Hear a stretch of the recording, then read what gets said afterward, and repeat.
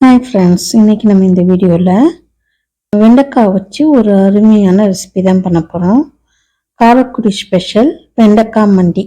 அதை எப்படி செய்யறது பார்க்கலாம். வாங்க வீடியோக்குள்ளே போகலாம். இப்போ ஸ்டவ்வில் கடாய் வச்சு நம்ம முதல்ல வெண்டைக்காய் வதக்கிக்குவோம். 1 டீஸ்பூன் எண்ணெய் ஊற்றிக்கலாம். எண்ணெய் ஊற்றிட்டு ஒரு 1/4 கிலோ வெண்டைக்காவை எடுத்து இந்த மாதிரி ஒரு இன்ச்சுக்கு கட் பண்ணி வச்சுருக்கேன். இந்த சைஸ்க்கு கட் பண்ணிக்கோங்க. அதை போட்டு இது வதக்கிட்டு செஞ்சோம்னா கொஞ்சம் அந்த வெண்டைக்காயில் இருக்க பிசுப்பு தன்மை இல்லாமல் இருக்கும். நம்ம இந்த வெண்டைக்காய் வதங்கிறதுக்குள்ளார நான் அரிசி கழுவுற தண்ணியில் கொஞ்சம் ஒரு லெமன் சைஸ் புளி எடுத்து ஊற வச்சுருக்கேன். அதை புளிஞ்சு எடுத்து வச்சுக்குவோம். இப்போ வெண்டைக்காய் நல்லா வதங்கிருச்சு. இப்போ ஸ்டவ் ஆஃப் பண்ணிட்டு இதை இறக்கி வச்சுக்குவோம். ஸ்டவ்ல ஒரு கடாய் வச்சு அதில் ஒரு 2 டீஸ்பூன் எண்ணெய் ஊற்றிக்கலாம். ஊற்றி சூடாகட்டும். 1/2 டீஸ்பூன் கடுகு, 1/2 டீஸ்பூன் உளுந்தம்பருப்பு, ஒரு 1/4 டீஸ்பூன் இல்லை ஒரு பிஞ்சு வெந்தயம். பிரிஞ்சதும் நான் ஒரு 2 காஞ்ச மிளகாய் கிள்ளி வச்சுருக்கேன், போட்டுக்கிறேன். காஞ்ச மிளகாய் போட்டதும் நான் ஒரு 10லேருந்து 15 சின்ன வெங்காயத்தை இந்த மாதிரி நீட்டமாக கட் பண்ணியிருக்கேன், அதை போட்டுக்கிறேன். ஒரு 5-6 பூண்டை இந்த மாதிரி கட் பண்ணியிருக்கேன். சின்ன பல்ல வந்ததுன்னா ஒரு 10-15 பூண்டு போட்டுக்கோங்க.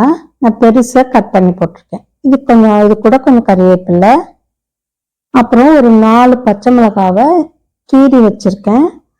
இல்லை நல்லா 2ஆக கட் பண்ணி வச்சுருக்கேன். நீங்கள் உங்கள் காரத்தை இந்த மாதிரி போட்டுக்கோங்க.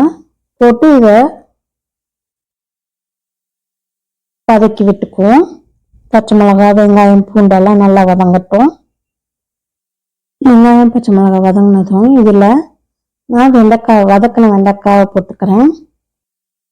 போட்டு இதையும் ஒரு வதக்கி விட்டுக்குவோம். ஒரு 2 நிமிஷம் வதக்கி விட்டுட்டு இதை வதக்கிட்டு நான் ஒரு தக்காளியை கட் பண்ணியிருக்கேன், அதை போட்டுக்கிறேன். போட்டு அதையும் வதக்கிக்குவோம். இது நல்லா வதங்கினதுக்கப்புறம் இதில் ஒரு 1/4 டீஸ்பூன் மஞ்சள்தூள் போட்டுக்கலாம்.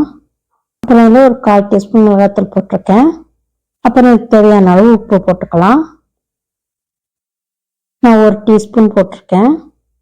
போட்டு இதை எல்லாத்தையும் நல்லா மிக்ஸ் பண்ணி விட்டுக்குவோம். நான் ஒரு லெமன் சைஸ் புளி எடுத்து நம்ம அரிசி கழுவின தண்ணியில் ஊற வச்சு புழிஞ்சு வச்சுருக்கேன். இப்போ புளிஞ்ச தண்ணியை நம்ம ஊற்றிக்குவோம். இதில் ஊற்றிட்டு இதை நல்லா மிக்ஸ் பண்ணி விட்டுக்குவோம். இதை மூடி ஒரு 2 நிமிஷம் வேக வைப்போம். வெண்டைக்காய் வேகட்டும். இந்த வெண்டைக்காய் வேகிறதுக்குள்ளார நான் 1 டீஸ்பூன் பச்சரிசி மாவு எடுத்துருக்கேன். தண்ணி ஊற்றி கட்டி இல்லாமல் கரைச்சி வச்சுக்கோங்க. இப்போ திறந்து பார்ப்போம். வெண்டைக்காய் வெந்துருச்சு. இப்போ இதில் உப்பு பத்தலைன்னா உப்பு போட்டுக்கோங்க.